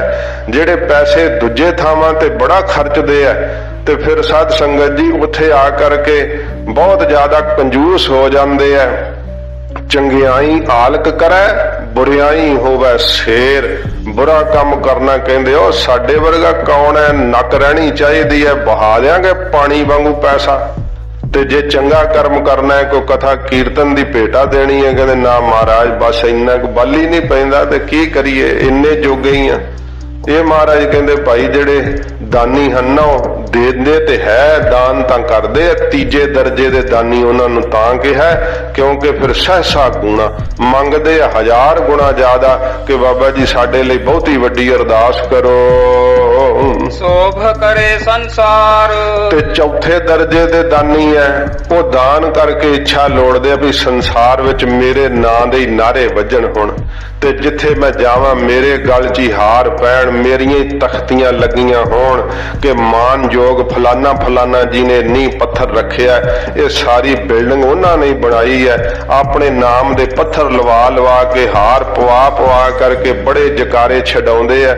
ਮਹਾਰਾਜ ਕਹਿੰਦੇ ਉਹ ਲੋੜਦੇ ਆ ਵੀ ਸੋਭ ਕਰੇ ਸੰਸਾਰ, ਸੰਸਾਰ ਸਾਡੀ ਸੋਭਾ ਕਰੇ, ਸਾਡਾ ਮਾਣ ਕਰਨਾ ਕਰੇ ਬਹੁਤ ਜ਼ਿਆਦਾ। ਇਹ ਚੌਥਾ ਦਰਜਾ ਦਾਨੀਆਂ ਦਾ। ਚੋਰਾ ਜਾਰਾ ਤੈ ਕੂੜਿਆਰਾ। ਮਹਾਰਾਜ ਜੀ ਹੁਣ ਦੱਸਦੇ ਆ ਕਿ ਸੰਸਾਰ ਦੇ ਅੰਦਰ ਜਿਹੜੇ ਜੀਵ ਬਦ ਫੈਲੀਆਂ ਕਰਦੇ ਉਹ ਕਿਹੋ ਜਿਹੇ ਆ। ਹੋਰ ਉਹਨਾਂ ਦੀ ਵੀ ਸਦਗਤੀ ਨਹੀਂ ਹੁੰਦੀ, ਕਿਉਂਕਿ ਉਹ ਧਰਮ ਦੀ ਵਿਵਸਥਾ ਨੂੰ ਵੇਖ ਕਰਕੇ ਧਰਮ ਤੋਂ ਮੂੰਹ ਹੀ ਮੋੜ ਜਾਂਦੇ ਆ। ਤੇ ਸਤਿਗੁਰੂ ਜੀ ਕਹਿੰਦੇ ਭਾਈ ਚੋਰਾ ਜਾਰਾ ਤੈ ਕੂੜਿਆਰਾ। ਫਿਰ ਸ਼ੇਖ ਬ੍ਰਹਮ ਚੋਰ ਹੁੰਦੇ ਆ, ਜਿਹੜੇ ਚੋਰ ਵੀ ਸਾਧ ਸੰਗਤ ਜੀ 5 ਪ੍ਰਕਾਰ ਦੇ ਹੁੰਦੇ ਆ। ਇੱਕ ਤਨ ਦਾ ਚੋਰ ਹੈ ਜਿਹੜਾ ਧਨ ਆਦਿਕ ਚੁਰਾ ਲੈਂਦਾ ਹੈ। ਫਿਰ ਸਾਧ ਸੰਗਤ ਜੀ ਮਨ ਦਾ ਚੋਰ ਹੈ ਜਿਹੜਾ ਪਰਮੇਸ਼ਰ ਦੇ ਨਾਮ ਵੱਲੋਂ ਹੀ ਆਪਣਾ ਮਨ ਚੁਰਾ ਕਰਕੇ ਰੱਖਦਾ ਹੈ। ਤੇ ਤਸਕਰ ਜੋ ਨਾਮ ਨਾ ਲੇਵੇ ਤੇ ਵਸ ਹੈ ਓਟ ਪਚਾਂਸਾ। ਇਸ ਤਰ੍ਹਾਂ ਦੇ ਵੀ ਤਸਕਰ ਚੋਰ ਹਨ। ਫਿਰ ਬਾਣੀ ਦੇ ਚੋਰ ਨੇ ਸਾਧ ਸੰਗਤ ਜੀ, ਕਿਸੇ ਦੀ ਕਵਿਤਾ ਚੁਰਾ ਕੇ ਵਿੱਚ ਆਪਣਾ ਨਾਮ ਪਾ ਦਿੰਦੇ ਆ ਵੀ ਇਹ ਮੈਂ ਰਚੀ ਹੈ। ਜਦੋਂ ਅਗਲਾ ਵੇਖਦਾ ਉਹ ਕਵਿਤਾ ਤਾਂ ਮੇਰੀ ਹੈ, ਨਾ ਤੂੰ ਲਿਖਾਈ ਫਿਰਦਾ ਹੈ। ਇਸ ਤਰ੍ਹਾਂ ਕਈ ਕਿਸੇ ਦੇ ਅਰਥ ਚੁਰਾ ਲੈਂਦੇ ਆ। ਇਉਂ ਸਾਧ ਸੰਗਤ ਜੀ ਇਹ ਚੋਰ ਮੰਨੇ ਆ। ਤੇ ਮਹਾਰਾਜ ਜੀ ਕਹਿੰਦੇ ਭਾਈ ਇਹ ਚੋਰ ਜੋ ਆਦਿਕ ਹਨ। ਚੋਰਾ ਜਾਰਾ ਤੈ ਕੂੜਿਆਰਾ। ਯਾਰ ਉਹਨੂੰ ਕਹਿੰਦੇ ਜਿਹੜੇ ਵਿਭਚਾਰੀ ਹੁੰਦੇ ਆ, ਬਦ ਫੈਲੀਆਂ ਕਰਦੇ ਆ, ਪਰ ਇਸਤਰੀਆਂ ਨਾਲ ਕੁਕਰਮ ਕਰਦੇ ਆ। ਚੋਰਾਂ ਜਾਰਾਂ ਤੈ ਕੂੜਿਆਰਾਂ, ਜਿਹੜੇ ਕੂੜਿਆਰ ਝੂਠ ਹੀ ਬੋਲਦੇ ਆ, ਕਦੇ ਸੱਚ ਬੋਲਦੇ ਹੀ ਨਹੀਂ ਹਨ। ਖਾਰਾ ਬਾ ਬੇਕਾਰ। ਤੇ ਇੱਕ ਖਰਾਬੀਆਂ ਹੀ ਕਰਦੇ ਰਹਿੰਦੇ ਆ। ਕਦੀ ਕਿਸੇ ਨੂੰ ਥਾਣੇ ਫੜਾਤਾ, ਕਿਸੇ ਨੂੰ ਛਡਾ ਲਿਆ, ਕਿਸੇ ਕੋਲੋਂ ਪੈਸੇ ਲੈ ਲਏ। ਇਹ ਖਰਾਬੀਆਂ ਹੀ ਕਰਦੇ ਰਹਿੰਦੇ ਸਦਾ। ਆਪ ਹੀ ਥਾਣੇ ਫੜਵਾਇਆ ਹੁੰਦਾ, ਆਪ ਹੀ ਛਡਾਉਣ ਚਲੇ ਜਾਂਦੇ ਆ। ਫਿਰ ਜਦੋਂ ਘਰ ਵਾਲੇ ਉਹਨਾਂ ਦੇ ਮਗਰ ਆਉਂਦੇ, ਬਾਬਾ ਜੀ ਸਾਡਾ ਫੜ ਲਿਆ, ਮਹਾਰਾਜ ਚੌਧਰੀ ਜੀ ਸਾਡਾ ਫੜ ਲਿਆ, ਕਹਿੰਦੇ ਕੋਈ ਨਹੀਂ ਛਡਾ ਦਿੰਨੇ। ਥਾਣੇਦਾਰ ਨੂੰ ਆਪ ਹੀ ਕਿਹਾ ਹੁੰਦਾ ਵੀ ਫੜ ਲੈ ਉਹਨੂੰ ਜਾ ਕੇ, ਖਰਾਬੀਆਂ ਕਰਦੇ ਆ ਇਸ ਪ੍ਰਕਾਰ। ਤੇ ਮਹਾਰਾਜ ਜੀ ਕਹਿੰਦੇ ਹਨ, ਚੋਰਾ ਜਾਰਾ ਤੈ ਕੂੜਿਆਰਾ। ਚੋਰ ਯਾਰ ਬਦਫੈਲੀਆਂ ਕਰਨ ਵਾਲੇ, ਕੁਕਰਮ ਕਰਨ ਵਾਲੇ, ਤੇ ਕੁੜਿਆਰ ਝੂਠ ਬੋਲਣ ਵਾਲੇ, ਖਾਰਾ ਬਾ ਬੇਕਾਰ। ਤੇ ਖਰਾਬੀਆਂ ਕਰਨ ਵਾਲੇ ਤੇ ਵਕਾਰ, ਜਿਹੜੇ ਵਕਾਰੀ ਹਨ, ਸਦਾ ਵਕਾਰਾਂ ਦੀ ਦ੍ਰਿਸ਼ਟੀ ਨਾਲ ਪਰ ਇਸਤਰੀਆਂ ਦੇ ਰੂਪ ਵੇਂਦੇ ਰਹਿੰਦੇ ਆ ਤੇ ਵਿਭਚਾਰ ਕਰਦੇ ਰਹਿੰਦੇ ਆ, ਉਹ ਬਾ ਮਾਰਗੀ ਹਨ ਸਾਧ ਸੰਗਤ ਜੀ। ਵਕਾਰੀ ਉਹ ਬਹੁਤ ਭੈੜਾ ਕਰਮ ਕਰਦੇ ਆ। ਜਦੋਂ ਇਸਤਰੀ ਨੂੰ ਰਿਤੂ ਆਈ ਹੁੰਦੀ ਆ ਉਸ ਸਮੇਂ ਗ੍ਰਸਤ ਕਰਦੇ ਆ ਸਾਰੇ ਰਲ ਕਰਕੇ। ਇਹੋ ਜਿਹਾ ਇਹਨਾਂ ਦਾ ਟੇਢਾ ਮਾਰਗ ਵੈ, ਇਹੋ ਜਿਹੇ ਬੁਰੇ ਕੁਕਰਮ ਕਰਦੇ ਆ। ਇੱਕ ਹੁੰਦਾ ਖਾਏ ਚਲਹਿ ਐ ਥਾਉ। ਮਹਾਰਾਜ ਜੀ ਇਹ ਫਿਰ ਇਹਨਾਂ ਨੂੰ ਕੋਈ ਸਜ਼ਾ ਨਹੀਂ ਮਿਲਦੀ ਇੰਨਾ, ਕਿਉਂਕਿ ਕਈ ਵਾਰੀ ਨਾ ਲੋਕ ਕੁਕਰਮ ਕਰਦੇ ਨਾ ਜਦੋਂ ਸਾਹਮਣੇ, ਤੇ ਵੇਖ ਕਰਕੇ ਕਈ ਸਤਸੰਗੀ ਕਹਿੰਦੇ ਆ ਵੀ ਇੰਨਾ ਪਾਪ ਕਰਦਾ ਵੀ ਇਹਨੂੰ ਤੇ ਕੋਈ ਸਜ਼ਾ ਨਹੀਂ, ਫਿਰ ਤੇ ਮੈਨੂੰ ਕੀ ਲੱਗਣ ਲੱਗੀ ਹੈ, ਚੱਲ ਮਨਾ ਤੂੰ ਐਵੇਂ ਬਾਣੀ ਸੁਣਦਾ ਰਹਿਣਾ, ਤੂੰ ਵੀ ਕੋਈ ਚਾਰ ਠੱਗੀਆਂ ਮਾਰ ਲੈ। ਇਸ ਤਰ੍ਹਾਂ ਦੇ ਖਿਆਲ ਆਉਂਦੇ ਕਈ ਵਾਰੀ ਮਨ ਦੇ ਅੰਦਰ। ਮਹਾਰਾਜ ਉਹ ਫਿਰ ਕੀ ਕਾਰਨ ਹਜੂਰ ਦੱਸਦੇ ਹਨ। ਇੱਕ ਹੁੰਦਾ ਖਾਏ ਚਲਹਿ ਐ ਥਾਉ। ਮਹਾਰਾਜ ਕਹਿੰਦੇ ਇੱਕ ਹੁੰਦਾ ਜਿਨ੍ਹਾਂ ਕੋਲ ਪੁੰਨ ਪਿਛਲੇ ਕੀਤੇ ਹੋਏ ਚੰਗੇ, ਤੇ ਖਾਏ ਚੱਲੇ ਐ ਥਾਉ, ਇੱਥੋਂ ਸਭ ਖਾ ਕੇ ਹੀ ਚੱਲਦੇ ਆ। ਫਿਰ ਚੋਰੀਆਂ ਕਰੀ ਜਾਂਦੇ ਆ, ਯਾਰੀਆਂ ਕਰੀ ਜਾਂਦੇ ਆ, ਬਦਫੈਲੀਆਂ ਕਰਦੇ ਆ, ਝੂਠ ਬੋਲਦੇ ਆ। ਉਹਨਾਂ ਨੂੰ ਮਹਾਰਾਜ ਕਹਿੰਦੇ ਸਜ਼ਾ ਇਸ ਕਰਕੇ ਨਹੀਂ ਲੱਗ ਰਹੀ ਹੁੰਦੀ ਕਿਉਂਕਿ ਪਿਛਲੇ ਪੁੰਨ ਬੜੇ ਕੀਤੇ ਆ। ਜਿਹੜਾ ਇੱਕ ਹੁੰਦਾ ਹੈ ਨਾ, ਹੁੰਦਾ ਭਾਵ ਉਹਨਾਂ ਦਾ ਕਮਾਇਆ ਹੋਇਆ ਪਿਛਲਾ ਪੁੰਨ, ਖਾਏ ਚੱਲੇ ਆ ਥਾਉ, ਇੱਥੋਂ ਖਾ ਕੇ ਹੀ ਚੱਲਦੇ ਆ ਫਿਰ ਸਾਰਾ ਕੁਛ ਪੱਲੇ ਨਹੀਂ ਰਹਿੰਦਾ। ਮਹਾਰਾਜ ਕਹਿੰਦੇ ਇੱਥੋਂ ਸਭ ਕੁਝ ਖਾ ਪੀ ਜਾਂਦੇ ਆ। ਜਨਾਬੇ ਕਾਈ ਕਾਰ। ਉਹਨਾਂ ਦੀ ਭੀ ਵੀ ਕੀ ਕਾਈ, ਮਹਾਰਾਜ ਕਹਿੰਦੇ ਕਾਰ ਹੋਣੀ ਹੈ। ਉਹਨਾਂ ਦਾ ਭਾਵ ਕੀ ਹਾਲ ਹੋਣਾ ਪਰਲੋਕ ਵਿੱਚ। ਮਹਾਰਾਜ ਕਹਿੰਦੇ ਭਾਈ ਫਿਰ ਵੇਖ ਲਓ, ਜਾਂਦਿਆਂ ਹੀ ਜਮਾਂ ਦੀਆਂ ਸਜ਼ਾਵਾਂ ਸਹਾਰਨੀਆਂ ਪੈਂਦੀਆਂ। ਪੁੰਨ ਦਾਨ ਤਾਂ ਸਭ ਖਾ ਪੀ ਲਏ, ਇੱਥੇ ਹੀ ਮੁਕਾ ਕੇ ਚਲੇ ਗਏ। ਇੱਥੇ ਵੇਖਣ ਨੂੰ ਲੱਗਦਾ ਸੀ ਕਿ ਇੰਨੀ ਵੱਡੀ ਕੋਠੀ ਪਾਈ ਹੈ, ਗਰੀਬਾਂ ਦਾ ਲਹੂ ਚੂਸ ਕੇ ਇੰਨਾ ਪਾਪ ਕਰਦੇ ਆ, ਫਿਰ ਵੀ ਹਰ ਵਾਰੀ MLA ਬਣ ਜਾਂਦਾ, MP ਬਣ ਜਾਂਦਾ, ਬੜੀ ਇਹਦੀ ਜੈ ਜੈਕਾਰ। ਤੇ ਪਰ ਮਹਾਰਾਜ ਕਹਿੰਦੇ ਪੁੰਨ ਹੀ ਖਾ ਚੱਲੇ ਭਾਈ, ਇੱਥੋਂ ਸਾਰੇ ਆਪਣੇ ਪੁੰਨ ਮੁਕਾ ਕਰਕੇ ਚੱਲੇ ਆ। ਉਹਨਾਂ ਦੀ ਕੀ ਕੀ ਕਾਰ ਹੋਣੀ ਉਹਨਾਂ ਦੀ। ਮਹਾਰਾਜ ਕਹਿੰਦੇ ਭਾਈ ਕੋਈ ਸਦਗਤੀ ਵਾਲੀ ਕਾਰ ਨਹੀਂ ਹੋਣੀ, ਅਧੋਗਤੀ ਨੂੰ ਹੀ ਸਾਰੇ ਜਾਣਗੇ। ਇੱਕ ਹੁੰਦਾ ਖਾਏ ਚਲਹਿ ਐ ਥਾਉ। ਮਹਾਰਾਜ ਕਹਿੰਦੇ ਭਾਈ ਇੱਕ ਇਹੋ ਜਿਹੇ ਜਿਹੜੇ ਇਸ ਥਾਂ ਤੋਂ ਆਪਣਾ ਹੁੰਦਾ ਹੰਕਾਰ ਖਾ ਕਰਕੇ ਚੱਲੇ ਆ, ਹੰਕਾਰ ਨੂੰ ਨਾਸ਼ ਕਰਕੇ ਜਦੋਂ ਚੱਲੇ ਆ ਸੰਸਾਰ ਤੋਂ। ਜਨਾਬੇ ਕਾਈ ਕਾਰ। ਕਾਈ ਕਹਿੰਦੇ ਛੋਈ ਨੂੰ, ਪਰਦੇ ਨੂੰ। ਮਹਾਰਾਜ ਕਹਿੰਦੇ ਉਹਨੇ ਤਾਂ ਪਰਦੇ ਦੀ ਕੀ ਕਾਰ ਰਹਿਣੀ ਸੀ, ਉਹਨਾਂ ਨੂੰ ਤਾਂ ਪਰਮੇਸ਼ਰ ਸਾਖਿਆਤ ਹੋ ਗਿਆ, ਉਹਨਾਂ ਦੇ ਤੇ ਪ੍ਰਤੱਖ ਹੋ ਗਿਆ ਜਿਨ੍ਹਾਂ ਆਪਣਾ ਹੰਕਾਰ ਮਾਰ ਲਿਆ। ਜਲ ਥਲ ਜੀਆ ਪੁਰੀਆ ਲੋਆ। ਸੱਚੇ ਪਾਤਸ਼ਾਹ ਮਹਾਰਾਜ ਜੀ ਪਰਮੇਸ਼ਰ ਜਿਹੜਾ ਹੈ ਉਹ ਸਭ ਜੀਆਂ ਦੀ ਸਾਰ ਜਾਣਦਾ ਹੈ। ਮਹਾਰਾਜ ਕਹਿੰਦੇ ਹਾਂ ਸ਼ੇਖ ਬ੍ਰਹਮ, ਕੀ ਜਲ ਤੇ ਕੀ ਥਲ, ਕੀ ਜਲ ਵਿੱਚ ਰਹਿੰਦੇ ਜੀਵ ਤੇ ਕੀ ਥਲ ਖੁਸ਼ਕੀ ਵਿੱਚ ਰਹਿੰਦੇ ਹਨ ਜਿਹੜੇ ਜੀਵ। ਜਲ ਥਲ ਜੀਆ ਪੁਰੀਆ ਲੋਆ। ਤੇ ਪੁਰੀਆਂ ਵਿੱਚ ਤੇ ਲੋਆਂ ਜਿਹੜੇ 7 ਲੋਕ ਮੰਨੇ ਹਨ। ਆਕਾਰਾ ਆਕਾਰ। ਜਿਹੜੇ ਸਰੀਰਾਂ ਦੇ ਆਕਾਰਾਂ ਵਿੱਚ ਵੀ ਅੱਗੇ ਆਕਾਰ ਨੇ, ਜਿਵੇਂ ਸਾਡੇ ਸਰੀਰ ਦਾ ਆਕਾਰ ਹੈ ਨਾ, ਸਾਡੇ ਸਰੀਰ ਵਿੱਚ ਵੀ ਕਿੰਨੇ ਜੀਵਾਣੂਆਂ ਦਾ ਆਕਾਰ ਹੈ ਸਾਧ ਸੰਗਤ ਜੀ। ਖੂਨ ਦੇ ਵਿੱਚ ਵੀ ਬਹੁਤ ਜ਼ਿਆਦਾ ਜੀਵਾਣੂਆਂ ਦਾ ਆਕਾਰ ਹੈ। ਇਸ ਸਰੀਰ ਦੇ ਅੰਦਰ ਹੀ ਸਾਧ ਸੰਗਤ ਜੀ ਇੰਨੇ ਕੁ ਜੀਵ ਹੈ ਕਿ ਉਹਨਾਂ ਦੀ ਗਿਣਤੀ ਨਹੀਂ ਕੀਤੀ ਜਾ ਸਕਦੀ। ਸਾਡੇ ਇਸ ਦੇਹ ਦੇ ਅੰਦਰ ਹੀ ਬਹੁਤ ਜ਼ਿਆਦਾ ਜੀਵਾਣੂ ਹੈ। ਇਹ ਜੀਵਾਣੂਆਂ ਦੀ ਹੀ ਦੇਹ ਇਕੱਠੀ ਹੋਈ ਹੈ। ਆਕਾਰ, ਜਿਵੇਂ ਬਾਹਰ ਆਕਾਰ ਹਨ, ਉਹਦੇ ਅੰਦਰ ਵੀ ਜਿਹੜੇ ਆਕਾਰ ਹਨ ਵੇਖ ਲਓ। ਜਿਹੜੇ ਖੂਨ ਦੇ ਵਿੱਚ ਬਣੇ ਹੋਏ ਜੀਵਾਣੂ ਹਨ ਉਹਨਾਂ ਦੀ ਵੀ ਮਹਾਰਾਜ ਅੱਗੇ ਦੱਸਦੇ ਹਨ।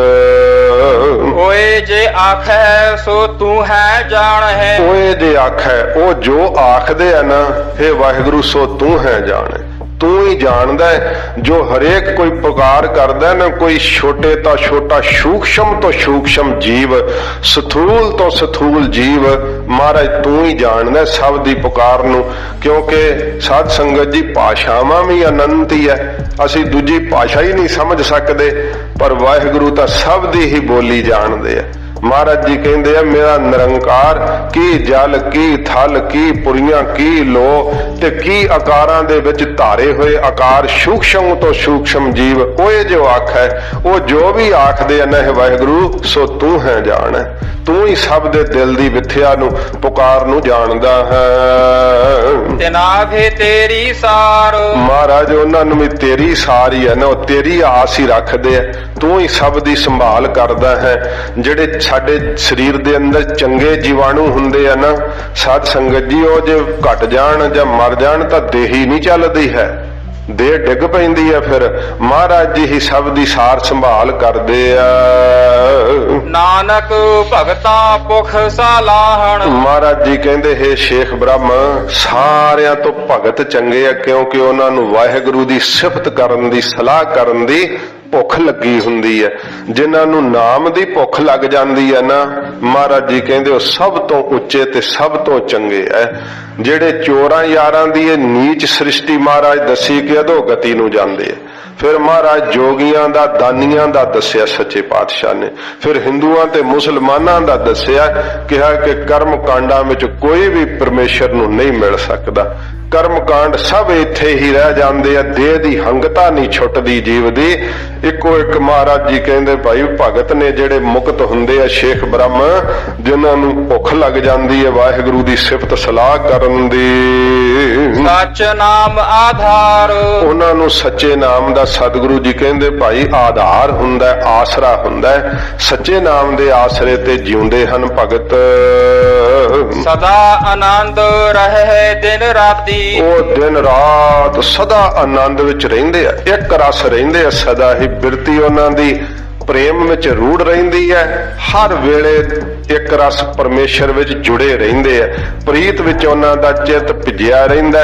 ਇਸ ਕਰਕੇ ਮਹਾਰਾਜ ਕਹਿੰਦੇ ਨੇ ਸਦਾ ਹੀ ਆਨੰਦ ਦੇ ਸਹਿਤ ਰਹਿੰਦੇ ਹਨ। ਇਹ ਫਿਰ ਪੜੋ ਪੰਕਤੀ ਸਦਾ ਆਨੰਦ ਰਹੇ ਦਿਨ ਰਾਤੀ ਉਹਨਾਂ ਨੂੰ ਸਦਾ ਹੀ ਆਨੰਦ ਹੁੰਦਾ ਇਸ ਕਰਕੇ ਉਹਨਾਂ ਦੀ ਅਵਿਦਿਆ ਰੂਪੀ ਰਾਤ ਬਤੀਤ ਹੋ ਕਰਕੇ ਬ੍ਰਹਮ ਗਿਆਨ ਦਾ ਦਿਨ ਚੜ ਜਾਂਦਾ ਹੈ ਗਿਆਨ ਦਾ ਸੂਰਜ ਪ੍ਰਕਾਸ਼ ਹੋ ਆਉਂਦਾ ਮਹਾਰਾਜ ਕਹਿੰਦੇ ਉਹਨਾਂ ਦਾ ਆਨੰਦ ਕਦੇ ਭੰਗ ਨਹੀਂ ਹੁੰਦਾ ਹੈ। ਗੁਣਵੰਤਿਆ ਪਾਸ਼ਾਰ ਐਸੇ ਗੁਣਵਾਨ ਜਿਹੜੇ ਹਨ ਗੁਣ ਵਾਲੇ ਜੋ ਹਨ ਮਹਾਰਾਜ ਕਹਿੰਦੇ ਉਹਨਾਂ ਦੇ ਚਰਨਾਂ ਦੀ ਪਾਸ਼ਾਰ ਚਰਨਾਂ ਦੀ ਧੂੜ ਜਿਹੜੀ ਹੈ ਬਣ ਜਾਣਾ ਚਾਹੀਦਾ ਉਹਨਾਂ ਦੇ ਚਰਨਾਂ ਦੇ ਉੱਤੇ ਪੈਣਾ ਕਰੀਏ ਤਾਂ ਜੋ ਉਹਨਾਂ ਦੇ ਚਰਨਾਂ ਦੀ ਧੂੜ ਪ੍ਰਾਪਤ ਹੋਵੇ ਛਾਰ ਧੂੜ ਨੂੰ ਕਿਹਾ ਹੈ ਮਹਾਰਾਜ ਸੱਚੇ ਪਾਤਸ਼ਾਹ ਨੇ ਕਿਹਾ ਅੰਤਰਜਾਮੀ ਪੁਰਖ ਬਰਾਤੇ ਸਰਦਾ ਮਨ ਕੀ ਪੂਰੇ ਨਾਨਕ ਦਾਸ ਇਹ ਸੁਖ ਮੰਗੈ ਮੋਕੋ ਕਰ ਸੰਤਨ ਕੀ ਧੂਰੇ ਮਹਾਰਾਜ ਸੱਚੇ ਪਾਤਸ਼ਾਹ ਮੈਨੂੰ ਇਹੋ ਜਿਹੇ ਮਹਾਂਪੁਰਸ਼ਾਂ ਦੇ ਚਰਨਾਂ ਦੀ ਧੂੜ ਦੇ ਦਿਓ